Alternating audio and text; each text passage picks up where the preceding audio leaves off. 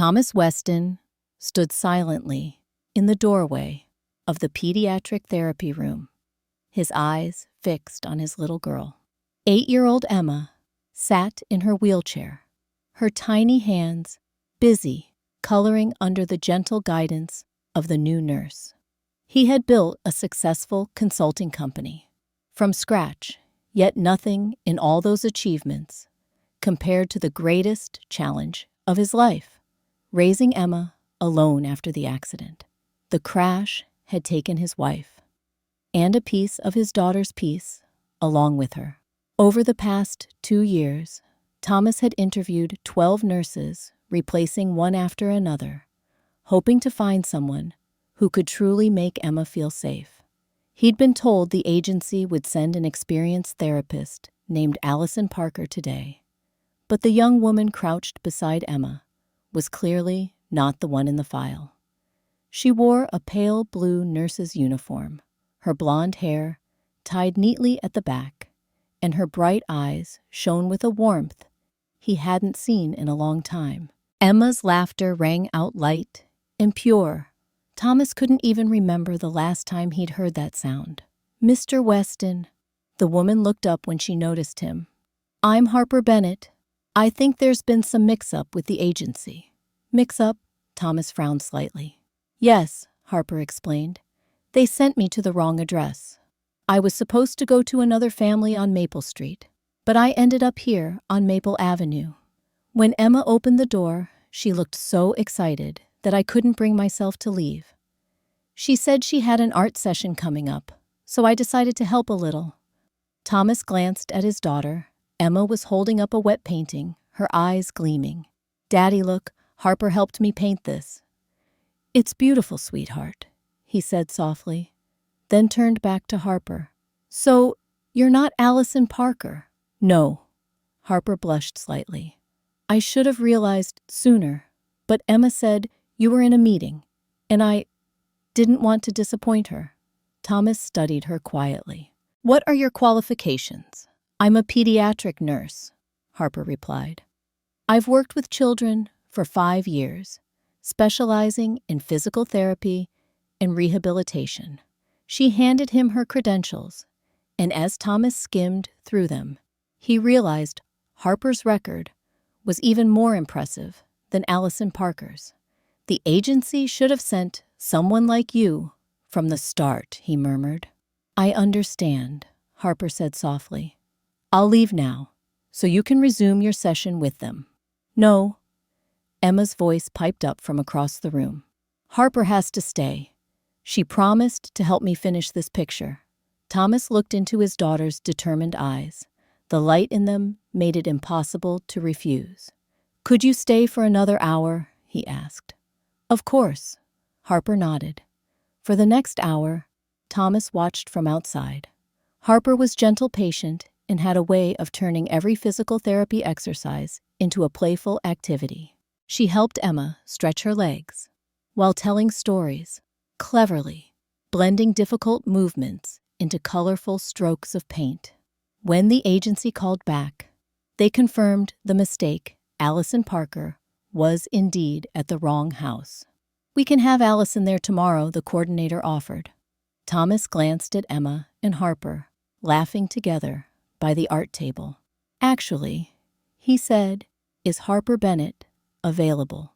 Instead, 3 days later, Harper officially became Emma's private nurse. Thomas told himself it was purely professional. Harper was competent, Emma was responding well, and everything was finally falling into place. But he couldn't deny that since Harper's arrival, the house seemed somehow brighter. Emma was more diligent with her therapy, laughed more often, and Thomas himself felt less alone.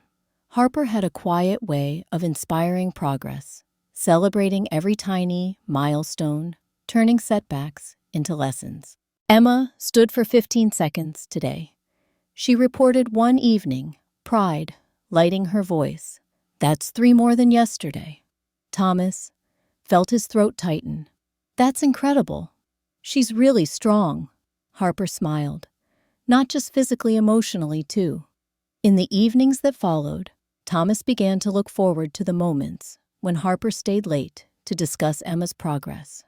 They would sit in the kitchen while Emma watched cartoons in the living room. Harper shared not only updates about therapy, but also the little moments from the day, Emma's smiles, glances, and innocent remarks. One day, she asked about her mother. Harper said quietly. Thomas's chest constricted. What did she say? She wanted to know if her mom would be proud of her? Harper replied softly. I told her that any mother would be incredibly proud of a girl like her. Thomas could only nod, his eyes burning. Harper gently touched his hand. You're doing so well, she said sincerely. Being a father, a mother running a company, and still being there for her, that takes a special kind of strength. Thomas shook his head. I don't feel strong, just like I'm trying to survive each day. Harper smiled faintly. That is strength, Thomas. It's not about being fearless. It's about continuing on, even when everything inside you wants to give up. The change between them came slowly, gently, like the first breath of autumn. What began as brief conversations about Emma's progress gradually turned into something deeper. A quiet trust, a rare kind of peace they both hadn't known in years. The line between professionalism and emotion began to blur. Friendship bloomed, then quietly grew into something neither of them dared to name. One evening, as the sunset spread gold across the small garden, Thomas returned home. He paused by the window, silently taking in the scene before him. Harper pushing Emma's wheelchair along the stone path. The two of them were laughing, their voices ringing clear and bright, and something inside his chest tightened. Emma reached up to touch Harper's face, and Harper bent down to hug her. That simple, tender moment struck Thomas with a truth that both terrified and stirred him. He had fallen in love with his daughter's nurse. From that day on, Thomas tried to pull back. He kept his distance, confined their conversations to strictly professional matters. Harper noticed she said nothing, but there was something fragile, almost broken, in her eyes. 2 weeks later, the agency called. Allison Parker is available again, the coordinator said. If the Weston family prefers, she can take over Emma's case. Thomas simply replied, I'll think about it. That evening, he sat beside Emma, gently smoothing the floral blanket over her legs. Princess, what do you think of Miss Harper? Emma didn't even hesitate. I love her. Miss Harper makes me want to try harder. What if another nurse came instead? The smile faded from Emma's lips. Why did I do something wrong? No, sweetheart. You've done wonderfully. Then why would Miss Harper have to go? Her little voice trembled. Thomas pulled her close, holding her tight. She won't go anywhere, unless I want her to. Then don't want that, Emma whispered, her eyes glistening. Miss Harper makes me happy. Thomas closed his eyes, feeling the warmth of the small body in his arms, and knew his decision was already made. The next day he called Harper over after Emma's therapy session. You wanted to see me? She asked, a trace of apprehension in her voice.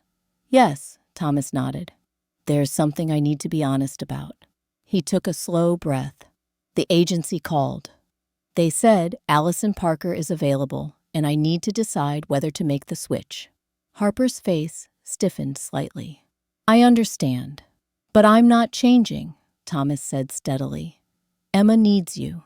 She trusts you.